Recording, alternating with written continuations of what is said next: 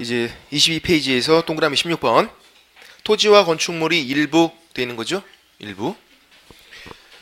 현재 1필지. 필지는 토지의 등록 단위.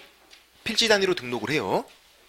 1필지 토지의 일부예요. 이게 뭐냐면 일부가 앞마당 일부를 말해요. 땅 조금, 앞마당 일부. 이걸 또 따로 분필할 수도 있어요. 나누는 건데 분필하면 따로 또 하나의 필지가 돼요. 그런 개념이 아니라 하나의 필지가 있는데 이게 하나의 필지고 이렇게 등록을 했는데 그 일부, 요만큼, 땅 조금 그런 개념이에요. 1필지 토지 일부. 그리고 건물이 일실 이렇게 돼 있죠. 건물이 일실. 방 한 칸, 방실자니까. 이런 것들도 중개대상물이 되는가 문제가 된다고요. 이것도. 이렇게 나왔대요.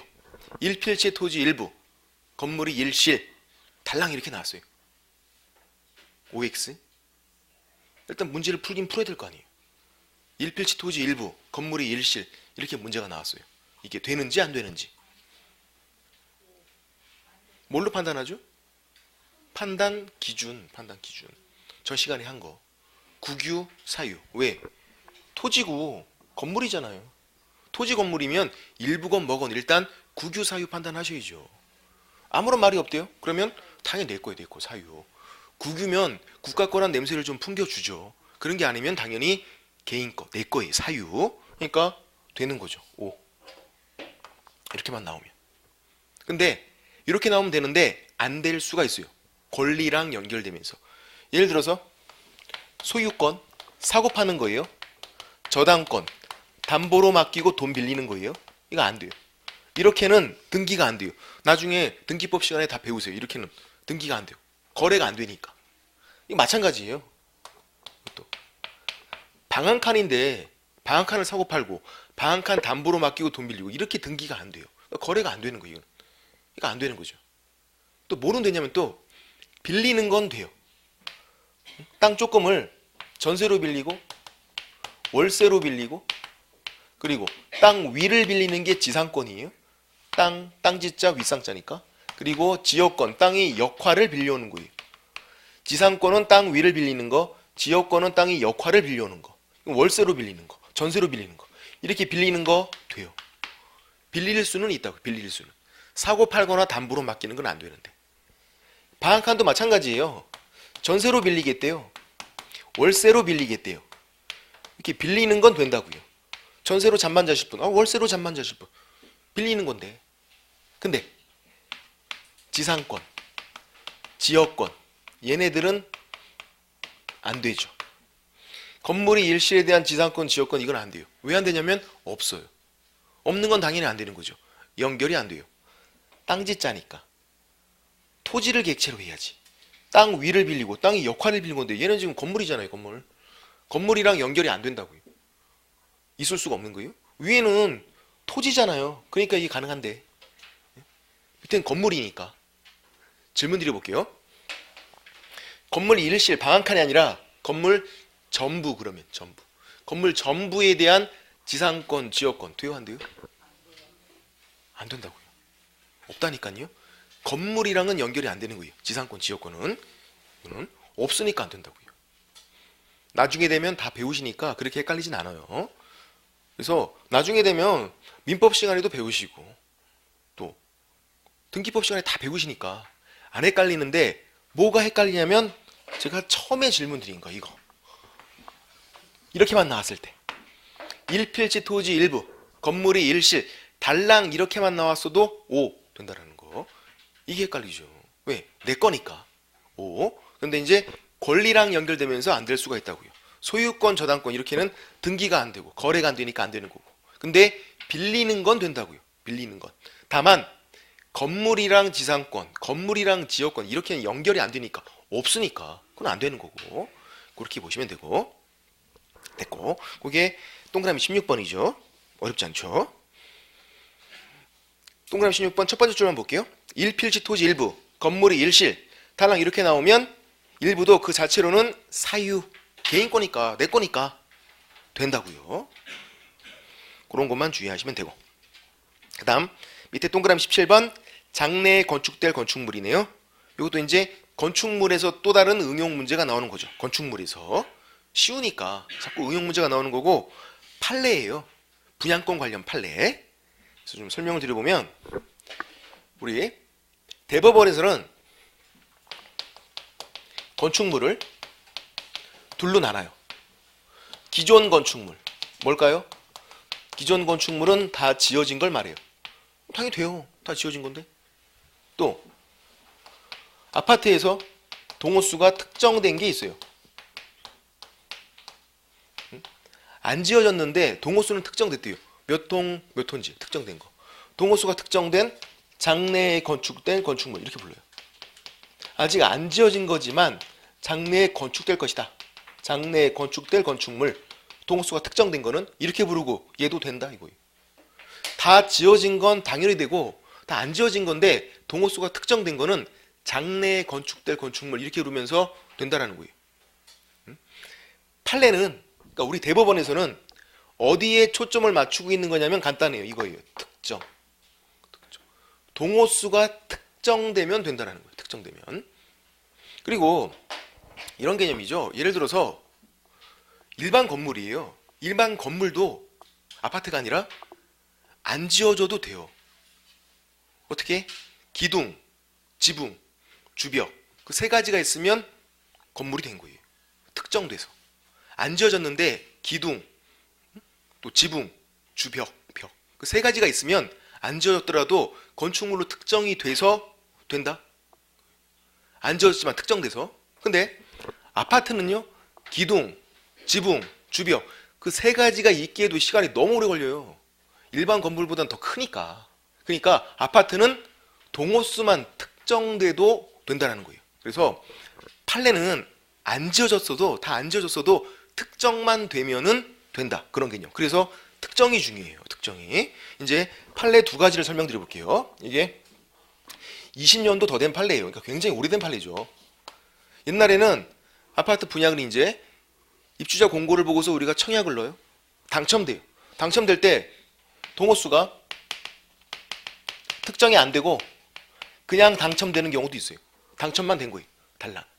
당첨권 이렇게 불러요. 당첨되면. 같은 말이 입주권이에요.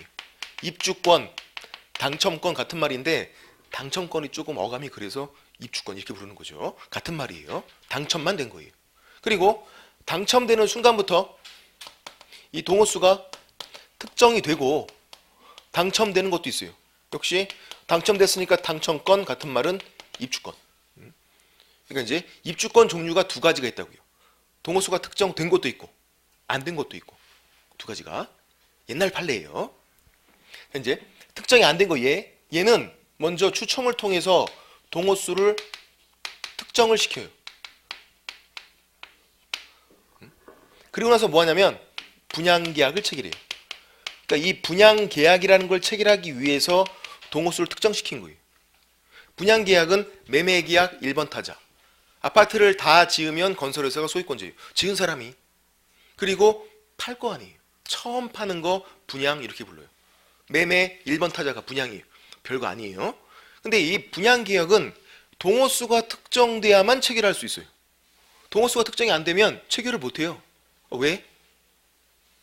이게 매매계약인데 뭘 살지는 특정이 돼야 될 거 아니에요. 사는 사람 입장에서는 뭘 살지 알아야 계약을 체결하지. 무조건 계약 체결한다 말이 안 되잖아요. 그리고 동호수가 특정돼야 분양 대금이 결정되는 거예요. 1층하고 로얄층 가격이 다르니까 당연히. 그래서 당연히 동호수가 특정되고 분양 계약 체결이에요. 그럼 얘는 이미 동호수가 특정이 됐네요. 바로 가서 그냥 분양 계약 체결하면 되고, 얘는 동호수가 이미 특정됐으니까. 그럼 이제 분양 계약 체결한 그 이유를 뭐라고 부르냐면 분양권이다 이렇게 부르는 거죠. 많이 들어본 거 분양권. 입주권, 분양권 이걸 나누고 있는 기준은요? 분양계약이에요. 분양계약을 체결하기 전이다. 그럼 입주권이에요. 분양계약 체결한 이후면 분양권이에요. 간단해요. 근데 중개대상물을 판단하는 건 이 분양계약이 아니에요. 분양계약 체결하기 전이면 아니고 후면 되고 그런 게 아니라고요. 중개대상물은 판례가 뭐로 판단한다고요? 아까? 특정. 동호수 특정으로 판단한다고. 특정. 분양계약이 아니라. 그럼 이제 보세요. 예. 동호수가 특정이 안 됐대요. 안 되는 거죠. 입주권이라서 안 되는 게 아니라 동호수가 특정이 안 됐으니까 안 되는 거예요. 얘는 입주권이지만 동호수가 특정이 됐네요. 되는 거라고. 우린 뭐로 판단한다? 동호수 특정으로 판단한다.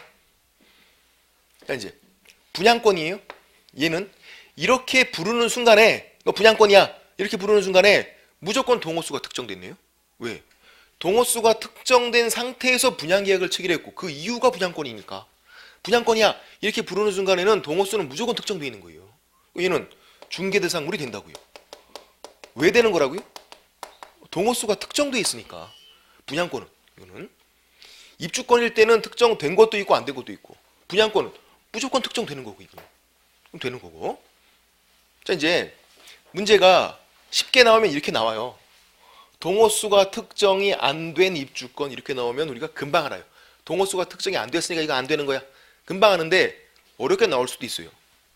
동호수 특정이 안 된 거 이거를 판례가 뭐라고 부르냐면 같은 말 분양 예정자라고 불러요. 분양 예정자. 분양 예정자로 선정될지. 왜 판례는 동호수 특정 안 된 걸 분양 예정자다 이렇게 불렀냐면 분양계약 체결하기 전이어서 그랬어요. 그럼 왜 분양계약 체결 못했나 봤더니 동호수가 특정이 안 돼서 분양계약 체결을 못하고 있던 거예요. 그래서 그거를 판례가 분양 예정자다 이렇게 불렀던 거예요. 그러니까 분양 예정자 이런 말이 보여도 안 되는 거죠. 동호수가 특정이 안 된 거니까. 자 이제 두 가지만 주의하시면 돼요. 분양 예정자 이렇게 나오면 안 된다는 거. 또 장래에 건축될 건축물 이렇게 나와요. 뜬금없이. 장래에 건축될 건축물 OX O 된다는 거. 여기 장래에 건축될 건축물은 동호수가 특정된 걸 말하고 있는 거예요. 우리가 건축물 그러면 다 지어진 거잖아요. 장래에 건축될 건축물 그러면 동호수가 특정된 걸 말하고 있는 거예요. 동호수가 특정이 안 됐으면 장래에 건축될 건축물이다 이렇게 안 불러요. 또 동호수가 특정된 거니까 되는 거고. 근데 이렇게 나온 적도 있다고요. 어떻게 나왔냐면 이제 입주권인데 동호수가 특정된 건지 안 된 건지 안 나왔어요. 그냥 아파트 입주권 달라. OX 아파트 입주권 이렇게 나왔어요. 어떻게 하셨어요? 응? 여러분 뭐 황기순이에요? 첫 보면 알게? 모르잖아요 이게.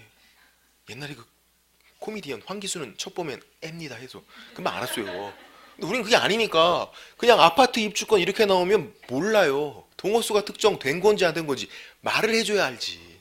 그래서 정답 없음. 문제를 잘못 냈다고요. 말을 해줘야 알지. 그냥 아파트 입주권 이렇게 나온 상태에서는 문제를 풀 수가 없다고요. 그래서 정답 없음. 그냥 다 맞는 거 이건. 고마운 거죠. 복수 정답은요? 그거 안 좋아요.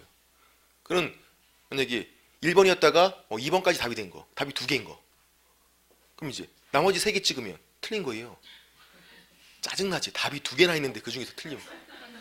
근데 정답 없으면 그냥 다 맞는 거니까. 출제자가 문제를 잘못 내서 그냥 다 맞아라 이렇게 한 거니까 그건 좋은 거죠. 이거는 문제를 잘못 냈으니까 정답 없으면 다 맞아라 그거예요.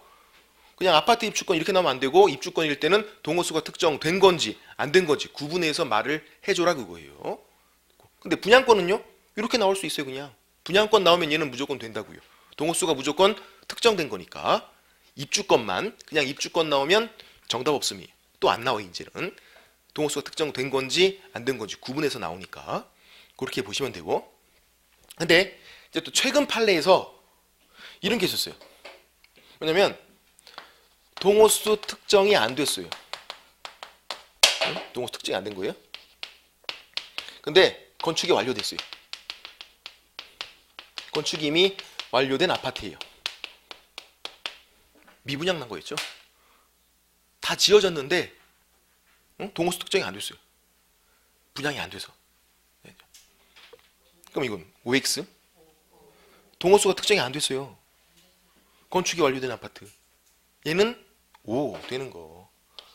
왜 되는 거죠 이건? 동호수 특정이 안 됐는데 건축이 완료가 됐으니까 이게 포인트죠 지금. 건축이 완료가 됐다는 거. 그러면 건축이 완료가 되면 밑으로 가는 게 아니라 위잖아요. 기존 건축물. 다 지어진 거니까. 다 지어진 거는 동호수 특정을 따질 필요가 없는 거예요. 그냥 무조건 되는 거지. 그럼 이제 동호수 특정을 따지고 있는 건 건축이 완료가 안 됐을 때, 건축이 완료가 안 되면 동호수 특정을 따지는 거고, 건축이 완료가 되면 그냥 무조건 되는 거고. 응? 기존 건축물이니까.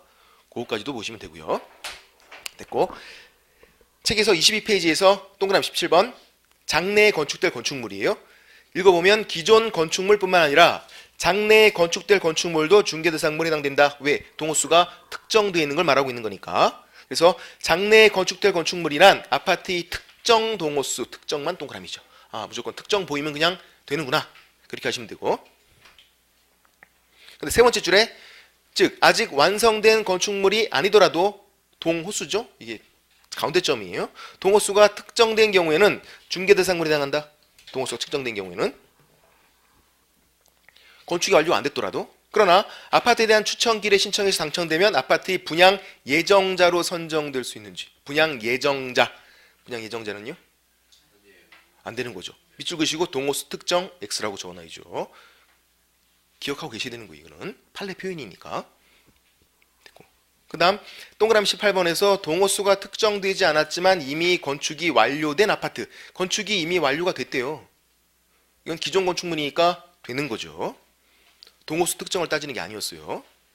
이해가 되고. 이제 19번 대토권. 이것도 작년 문제 나왔었고 계속 나오고 있는데 문제가 자주 나와요. 대토권이 판례이기 때문에 우리는 법이 바뀐 거, 판례 이런 것들이 문제가 잘 나오니까. 왜 그러냐면 이의를 제기할 수가 없잖아요. 어차피 판례고 법인데. 그래서 판례나 법, 특히 법이 바뀌면 그런 것들이 잘 나오는 거예요. 대토권은 말 그대로 토지를 대신 받을 수 있는 권리를 말해요. 대토권. 예. 읽어볼게요. 대토권은 주택이 철거될 경우에 일정한 요건하에 택지개발지구 내 이주자 택지를 공급받을 지위가 권리를 말해요. 지위가. 법에서 지위 써 있으면 아 이게 권리구나 이렇게 생각하시면 돼요. 그래서 토지를 받을 수 있는 권리예요. 근데 토지를 대신 받는 거죠. 이제 이렇게 돼요. 자 이제 건축물이에요.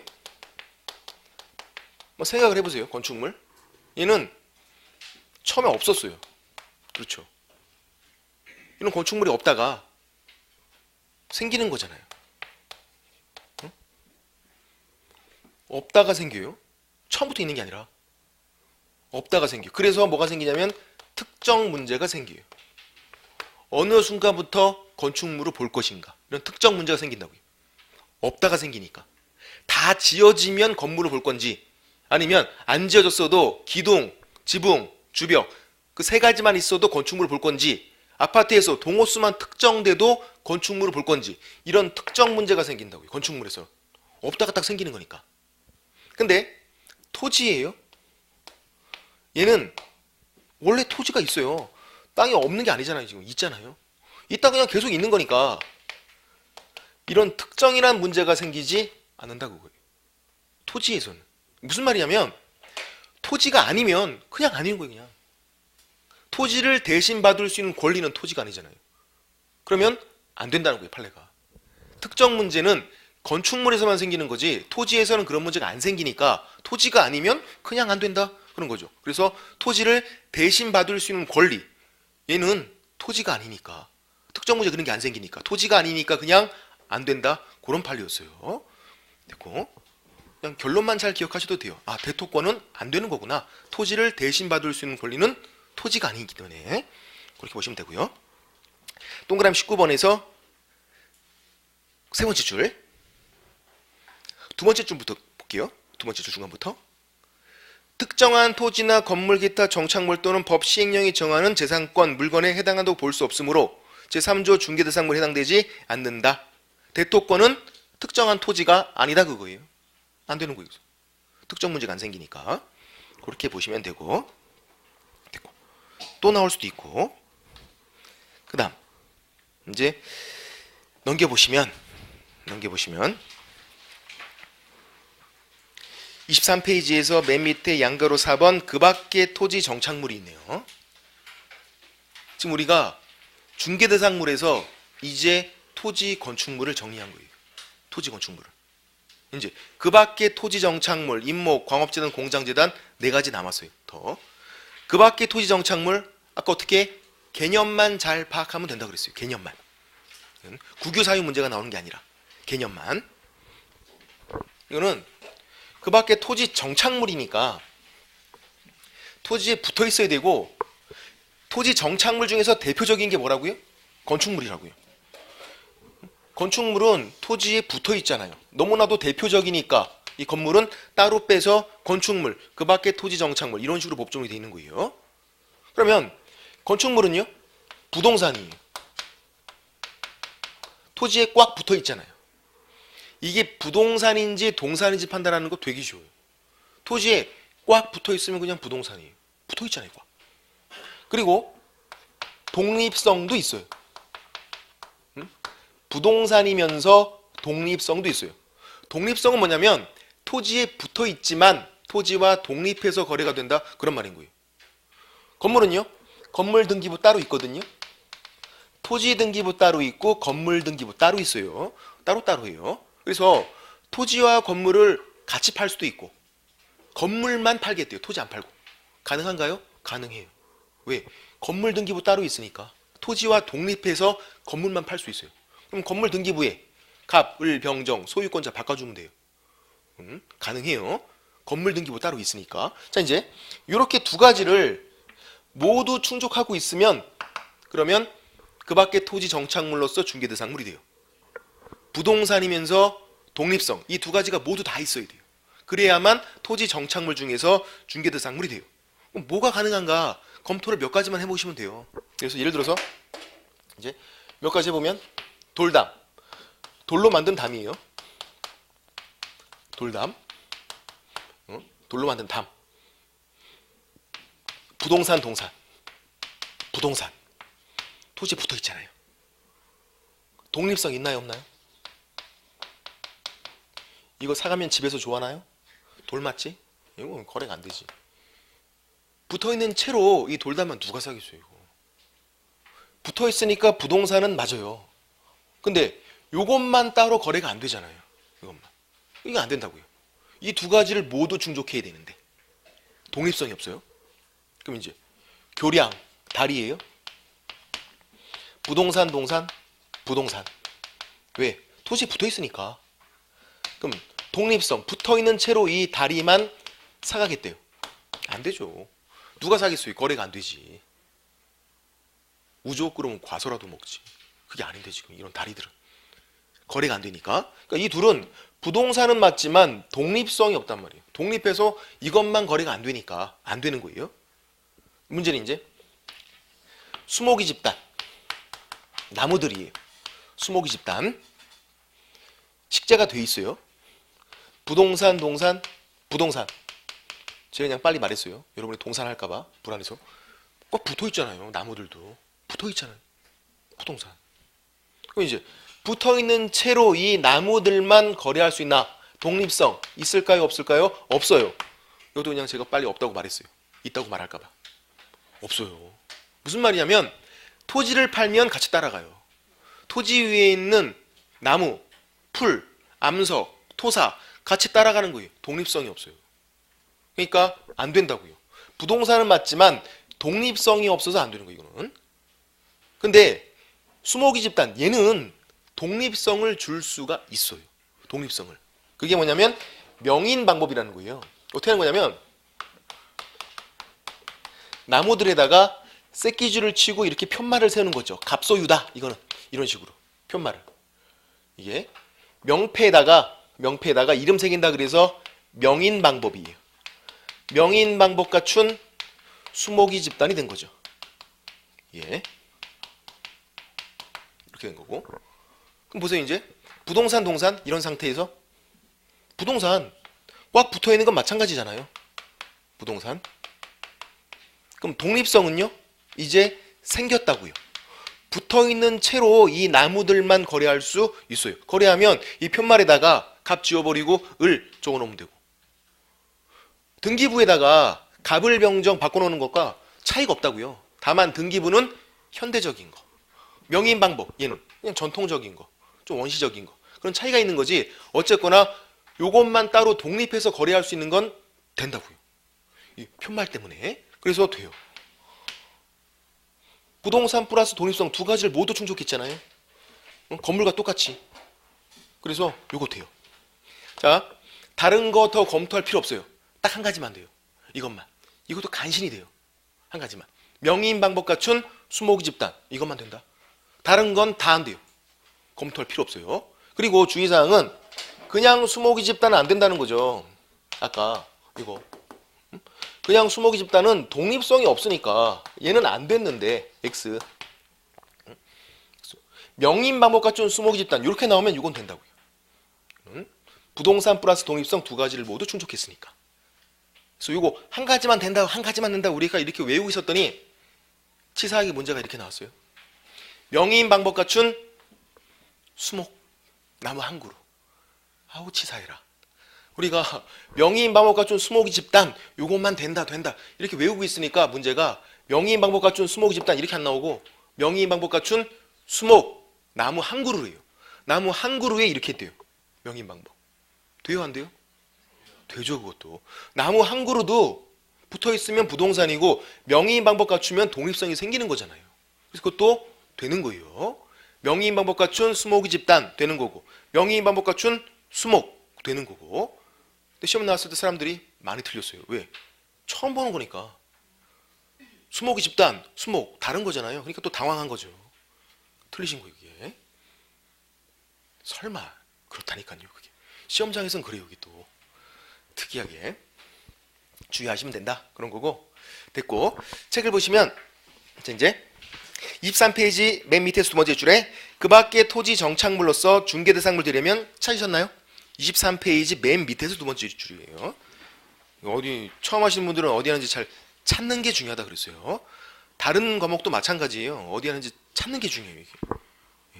찾다가 막 1시간 후딱 가는 경우도 있어요. 못 찾아가고. 되려면 첫째 부동산이하고 둘째 토지와는 독립적으로 거래가 될 수 있어야 한다. 이게 부동산 플러스 독립성 그런 말이죠. 그래서 넘겨보시면 이제 얘가 나오는데 24페이지에서 동그라미 1번 돌담 안 되죠? 교량 안 되죠? 암석, 토사 안 돼요. 왜? 다 독립성이 없다고요. 이런 것들 한 가지만 된다 그랬잖아요. 명의인 방법 갖춘 수목이 집단만. 그래서 4번 수목이 집단 안 된다고요. 독립성이 없어서 토지 팔면 따라가니까. 근데 5번 명의인 방법 갖춘 수목이 집단 요거는 된다고요. 부동산 플러스 독립성 두 가지를 모두 충족했으니까.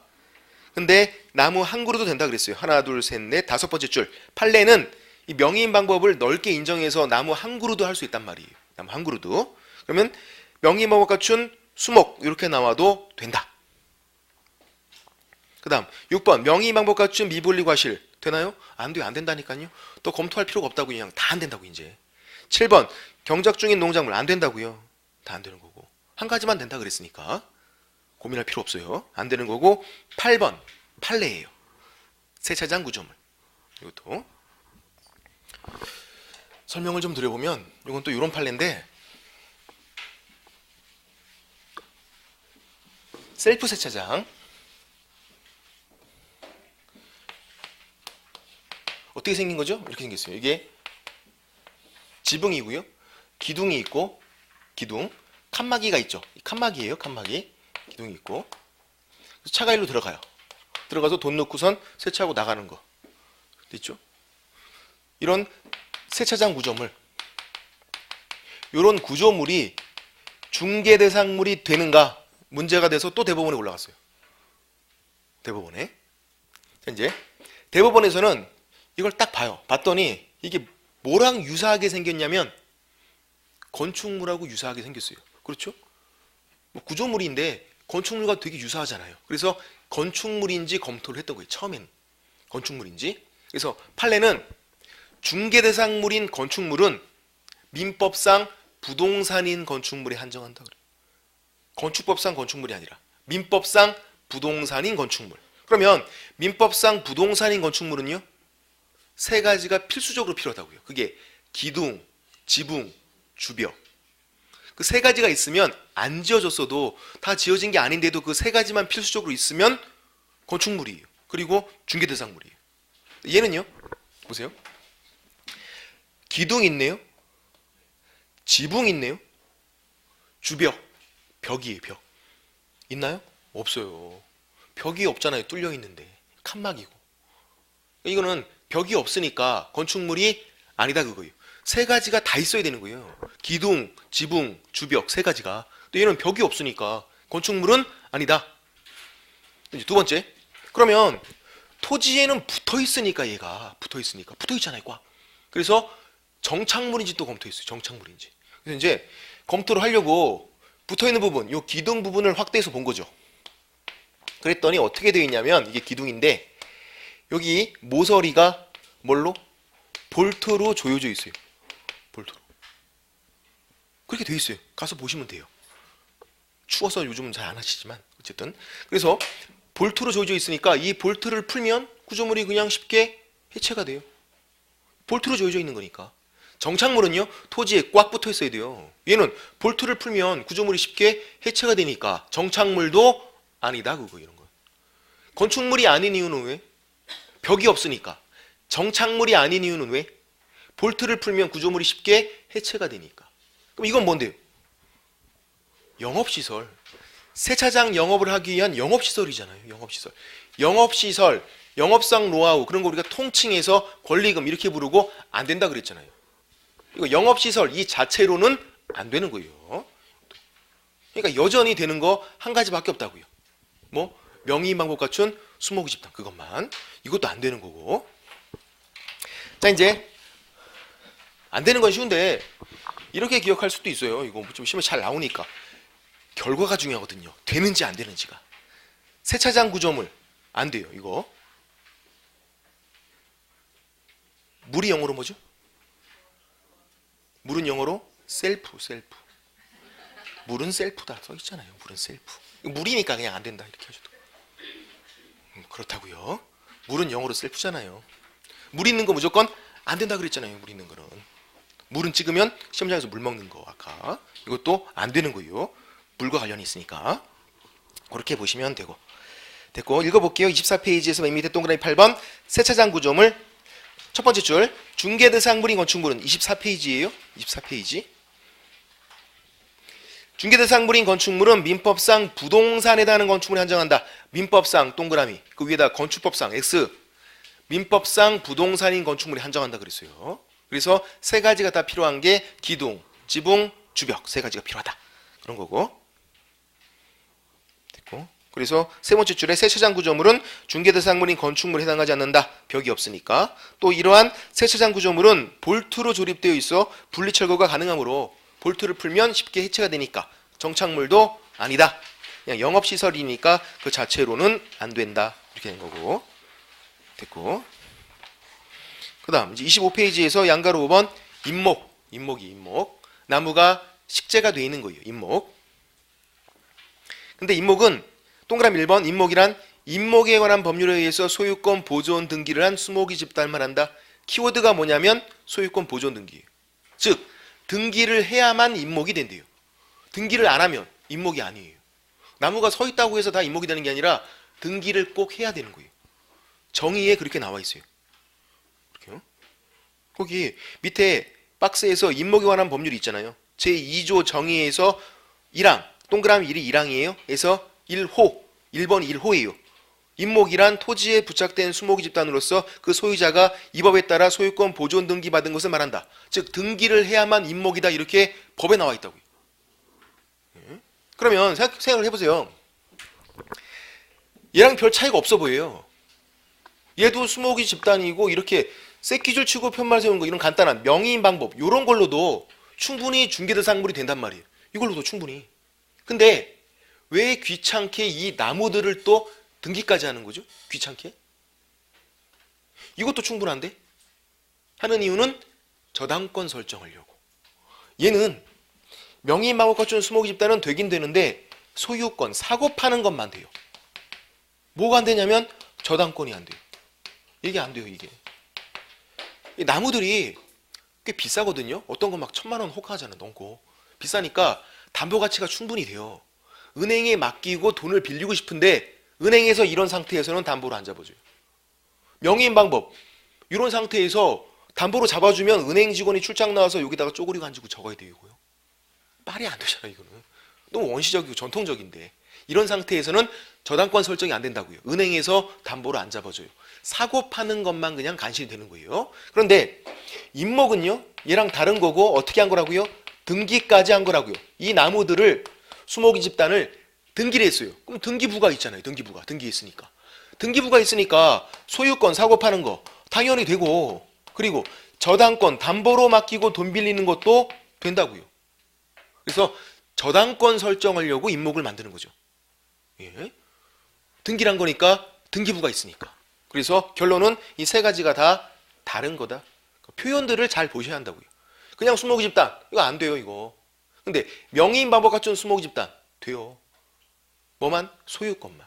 임목 된다고요. 소유권도 되고 저당권도 되고. 세 가지가 다 다른 거다. 그렇게 보시면 되고. 그리고 명의인 방법. 요거 이 명의인 방법은 나무 한 그루도 됐잖아요. 명의인 방법 갖춘 수목. 임목 얘는요. 나무 한 그루만 등기를 하겠대요. 나무 한 그루만. 가능할까요? 안 돼요. 수목이 집단. 나무들이어야 돼요. 나무 한 그루는 등기가 안 돼요. 등기 비용이 더 나오겠어요. 수목 집단이 되지. 그런 차이가 있어요. 명의인 방법은 나무 한 그루도 되는데 임목 등기할 수 있는 건 나무 한 그루만 등기할 수는 없다. 그렇게 됐고 25페이지에서 양가로 5번 임목에서 동그라미 2번 볼게요. 이렇게 수목이 집단의 소유권 보존 등기까지 해서 임목을 만드는 이유는 왜? 저당권 설정하려고. 그거까지만 보시면 되고. 됐고 이제 넘겨보시면 27페이지에서 양가로 6번 이제 광업재단, 공장재단 남았어요. 광업재단, 공장재단도 개념만 파악하면 돼요. 또 광업재단만 기억하면 돼요. 공장재단은 그냥 따라와요. 일석이조. 하나만 공부하면 나머지는 그냥 꽁으로 먹는 거예요. 일석이조. 일타쌍피. 고마운 것들. 아주. 그래서 광업재단만 양가로 6번에 있는 거. 이거는 광산에서 광물을 캐는 데 필요한 재산들을 하나로 묶은 거라고요. 광산이 있고 광산. 그래서 뭐를 캐는 거냐면 미채굴의 광물. 땅 속에 박혀있는 석탄, 구리 캐요. 이거는 중개대상물이 될 수가 없다 그랬어요. 왜? 국유. 땅을 아주 깊게 파야 나오니까. 깊은 곳은 공적지하권. 국유. 그래서 안 된다고 이거는. 그래서 이걸 캐려면 광업권이라는 권리를 설정받아야 돼요. 내 땅에 있는 석탄을 캐려도 그냥 캐면 안 돼요. 이 광업권 요거를 설정받고 캐야 돼요. 광물을 캘 때. 그리고 기계기구가 필요하죠. 이제 석탄을 캐려면 이게 지금 갱구고 또 뭐 타고 내려가야 되고 손으로 캐는 게 아니라 기계기구로 캐야 되니까 이런 것들이 필요하고, 그리고 이 레일 같은 걸 우리가 공작물이다 이렇게 불러요. 뭐 타고 내려가잖아요. 영화 보면 이런 것들. 이제 석탄을 캐왔대요. 캐오면 앞에다가 일정한 토지가 필요하고 이 토지에다가 차를 대고 실어 날라야 될 거 아니에요. 만약에 앞에 토지가 없다 그러면 헬기로 공수해야 되는데 비용이 만만치 않죠. 그러니까 당연히 토지가 있어야 되고, 만약에 토지가 내 땅이 아니라면 적어도 빌려와야 돼요. 사용권을. 그래서 필요하고. 이런 것들이 광산에서 광물을 캐는 데 필요한 재산들이에요. 어떻게 하는 거냐면 묶으래요. 이거를 재단이니까 덩어리로 만드는 거. 묶는다는 건 이렇게 해요. 목록에다가 다 기재를 해요. 광업권 적어놓고, 기계기구 적어놓고, 공작물 적어놓고, 토지 적어놓고. 그리고 이 목록을 들고 가서 뭐 하냐면 등기를 해요. 그럼 그때 광업재단이 돼요. 그러니까 광업재단도 얘도 등기를 해야 만들어지는 거예요. 등기를 해야. 아까 임목도 등기해야 만들어지잖아요. 광업재단 마찬가지 등기해야 만들어지는 거예요. 이렇게 나올 수도 있죠. 질문 드려볼게요. 나온 적도 있고. 광업재단 요거 목록을 작성하면 설정된다. X. 목록을 다 작성했다고 해서 만들어지는 게 아니라 목록을 들고 가서 등기해야 만들어지는 거라고요. 등기. 공장재단도 마찬가지고 공장에서 기계를 돌리는데 필요한 재산들을 목록에다가 적어놓고 목록 들고 가서 등기하면 공장재단 등기해야 돼요. 그러면 이 등기 의미 왜 등기한 거냐면 이런 거예요. 덩어리로 만든 거 이 덩어리로 만든 거를 분리 독립을 시키지 않겠습니다. 이 덩어리채로만 거래를 할게요. 그런 의미로 등기를 한 거예요. 그러니까 광업재단에 속하는 거 얘네들을 따로 떼서 어떻게 한다? 안 된다고요. 덩어리로 움직여야지. 그러면 토지 같은 건 충분히 중개대상물이 되는데 왜 굳이 이렇게 덩어리를 만든 거죠? 재단을? 왜 만든 거예요? 저당권 설정하려고. 토지만 담보로 맡기는 것보다 이렇게 덩어리를 만들면 담보물이 가치가 더 커졌잖아요. 돈을 많이 빌려준다고요. 역시 저당권 설정하려고 돈을 많이 빌리기 위해서 그런 거 그렇게 보시면 되고. 근데 보세요. 이제 이런 게 있을 수 있어요. 이게 광업재단이에요. 광업재단 구성물이래요. 구성물. 광업재단의 구성물. 예를 들어서 토지. 이렇게 광업재단의 구성물. 이 토지. 요거를 광업재단이 전체예요. 구성물이면 토지 일부겠네요. 전체에 대한 일부로 이해할 수 있겠네요. 그러면 광업재단의 구성물 전체에 대한 일부. 그러면 일부 문제랑 똑같아요. 따로 떼서 이 토지를 따로 떼서 소유권, 저당권 될까요? 안 돼요. 아까 안 됐잖아요. 근데 뭐는 된다? 빌리는 거는 된다고요. 그래서 임대차 빌리는 거 임대차 목적물로 할 수는 있다 그래요. 또 그게 전체에 대한 일부 문제를 그냥 이해하시면 돼요. 광업재단의 구성물은 광업재단이 전체고 구성물은 일부니까 그거를 따로 떼서 소유권, 저당권 이건 안 된다고요. 근데 뭐는 된다? 빌리는 거 임대차 목적물로 할 수는 있다. 그런 것도 나와요. 책을 보시면 27페이지에서 동그라미 2번 광업권 이건 따로 될까요? 안 되는 거죠. 광업권이 광업재단에 속하면 이 덩어리로 되는 거지 광업권만 이렇게는 안 된다고요. 그건 안 되는 거. 자, 동그라미 3번 볼게요. 동그라미 3번만 잘 보시면 돼요. 광업재단이 구성물이에요. 광업재단 밑줄 그시고 전체 구성물은 밑에다가 일부 그렇게 이해하셔야죠. 27페이지에서 양가로 6번에 동그라미 3번이에요. 광업재단 전체 구성물은 일부. 그래서 광업재단과 분리해서 따로 떼서 전체에 대한 일부인데 따로 떼서 양도하거나 양도가 소유권 적어놓고 소유권 이외의 권리가 저당권이에요. 대표적으로. 그렇게 안 된다고요. 근데 그 밑에 줄에 다만 저당권자가 동의한 경우에 임대차 목적물로 할 수는 있다. 빌리는 거는 된다. 또 이렇게 돼 있네요. 그것까지만 보시면 되겠고 박스 밑에 양가로 7번 공장재단 역시 그냥 꽁으로 먹는 거니까 그냥 넘어가시면 되고 동그라미 2번 내용 똑같잖아요. 위에 동그라미 3번과 그렇죠? 공장재단 전체 구성물은 일부 전체에 대한 일부니까 따로 떼서 분리해서 양도 소유권 안 되고 소유권 이외의 권리 저당권 안 되고 근데 뭐는 된다? 임대차는 된다. 이렇게 돼 있고 이게 이제 중개대상물이죠. 여기까지가. 그래서 30페이지까지 우리가 지금 그림까지 나간 거예요. 중개대상물까지. 이제 중개대상물 한 거예요. 우리 뭐 하고 있는 건데요? 잘 모르면 그냥 공부하고 있는 거예요. 공부. 열공하고 계신 거잖아요. 열공을. 그죠? 우리 지금 중개대상 물에서 OX를 나눠본 거고 이제 중개대상 권리에서도 OX를 나눠봐야 되고 중개대상 행위에서도 OX를 나눠봐야 돼요. 근데 이제 중개대상 물 끝났다고요. 중개대상 권리 OX를 나눠볼 건데 얘는 법령의 규정이 없어요. 우리가 해석을 통해서 정말 되는지 안 되는지 일일이 다 살펴봐야 돼요. 그래서 쉬운 문제는 아니에요. 이거는 일단 해보면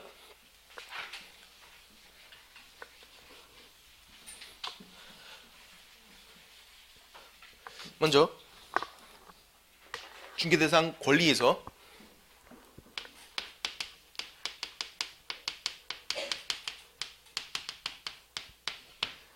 표를 그려보면 예, 표 그리실 필요 없어요. 책에 나와 있어요. 되는 것도 있고 세모도 있고 안 되는 것도 있어요. 안 되는 거 순서를 좀 바꿔볼게요. 안 되는 거 먼저 안 되는 거 그리고 세모, 그리고 되는 것도 있고. 되는 거. 되는 거는 되게 쉬워요. 예를 들어서 소유권, 사고 파는 거. 이거 당연히 중개할 거잖아요, 우리가. 소유권. 그리고 빌리는 것도 중개할 거잖아요. 전세로 빌리고, 그리고 월세로 빌리고, 또 땅 위를 빌리고, 땅의 역할을 빌리고, 빌리는 거. 이 네 가지 공통점, 물건이다. 그럼 X. 물건의 힘이 센 거거든요. 그게 아니라 임차권은 채권이에요. 월세를 사는 거니까. 힘이 약한 거예요. 전세 사는 건 물건인데 월세를 사는 건 채권이에요. 채권의 힘이 약한 거예요. 물건의 힘이 센 거고. 지상권, 지역권은 물건이에요. 민법 시간에 배우세요. 그래서 이 네 가지 공통점은 빌리는 거지 물건이 아니에요. 그럼 질문 드려볼게요. 기업공인중개사 물건만 중개할 수 있다. 힘이 센 것만 중개할 수 있다. X. 월세도 중개할 수 있잖아요. 월세 이거. 이 채권. 이거는 채권인데 중개할 수 있다고요.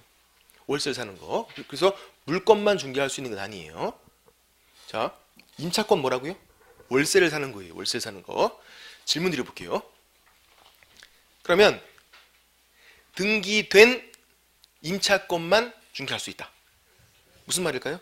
등기하고 월세 사는 것만 중개할 수 있다. X. 등기 안 하고 월세 사는 거 다 중개할 수 있잖아요.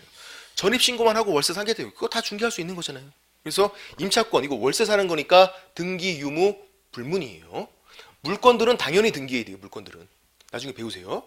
근데 임차권, 등기 된 것도 있고 안 된 것도 있어요. 다 중개할 수 있다고요. 또 등기 유무 불문하고. 됐고. 그리고 저당권. 얘도 중개할 수 있잖아요. 당연히 중개할 수 있잖아요. 왜 당연히 중개할 수 있는 거죠? 무슨 근거로? 저당권이 당연히 돼. 그럼 근거를 대야지. 응?